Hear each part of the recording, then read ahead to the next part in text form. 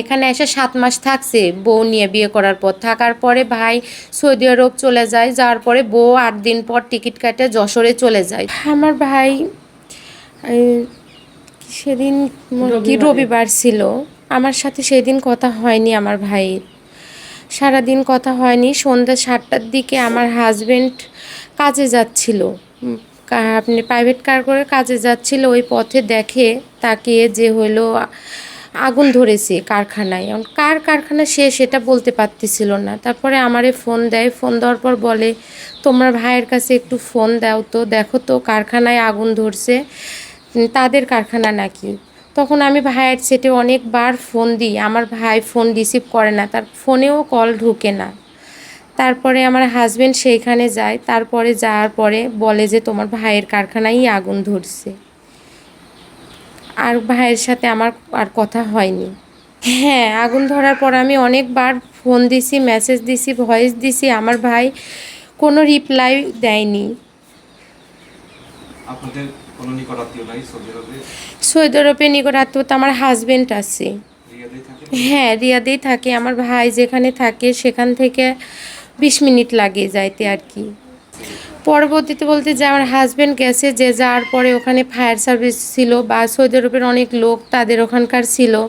থাকার পরে ওনারা মনে হয় 9টা করার পরে তারপরে আরও মানে একসাথে ছিল, পরে ওখান থেকে নিয়ে যায় তারা। আমার হাজবেন্ড দেখতে চাইছে বা ইয়ে করছে, তাদের ভিতরে ঢুকতে দেয়নি। কাগজপাতি নিয়ে অনেক দাঁড়ায় ছিল। থাকার পরে ওনারা বলছিল যে কালকে দেখাবে, আপনি দেখায়নি, মঙ্গলবারে দেখানোর কথা ছিল, দেখায়নি, আজকে দেখানোর কথা আছে, এখনও সেখান থেকে নিউজ আমরা পাইনি কিছু। এইটা এখন আমার 9 জনকে ওখানে, 16 জনের ভিতর 9 জনকে আকামা দিয়ে পাসপোর্টের কাগজ দিয়ে মানে ইয়ে করছে আর কি। আর বাকি 7 জনকে এখনও চিনতে আমরা পারেনি, তারা ডিএনএ টেস্ট করার পরে আমাদেরকে জানাতে চাইছে। তাদের আমরা দাবি করছি যেন সরকারের মাধ্যম দিয়ে আমার কাছে তারা যেন সবাই দেশে আসে, এটা তার কাছে আমরা চাইছি।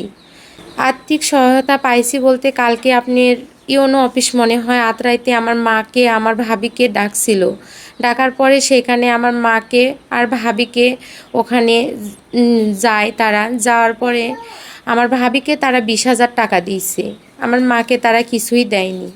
হ্যাঁ, একটাই সন্তান, এই হয়েছে 8 মাস হইল। এখানে আমার ভাবি বাচ্চা কেউই থাকে না, তারা বেড়াতে আছে 1 বছর পর। না, ওনারা থাকে না, ওনারা যশোরে থাকে।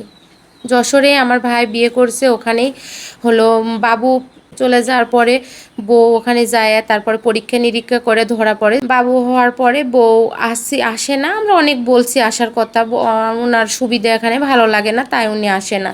তারপর আমরা অনেক বলার পরে আমাদের সাথে দেখা করতে আসে, 2 দিন ছিল, থাকার পর গেছে। তারপরে বাবু হওয়ার পর সে কখনো আসেনি।